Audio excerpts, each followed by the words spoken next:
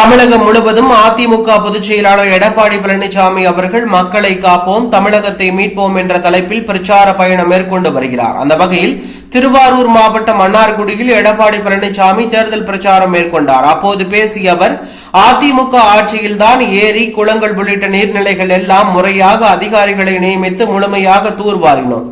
விவசாயிகளுக்கு அதிமுக அரசு செய்த நன்மைகளை திமுக அரசு முடக்கிவிட்டது. குறுவை சாகுபடி செய்த விவசாயிகளுக்கு பயிர் காப்பீடு திட்டத்தில் இடம்பெற செய்யவில்லை. 12,000 கோடி ரூபாய் வரை விவசாயிகளுக்கு பயிர் காப்பீடு திட்டம் மூலம் இழப்பீடு பெற்று தந்தது அதிமுக அரசு.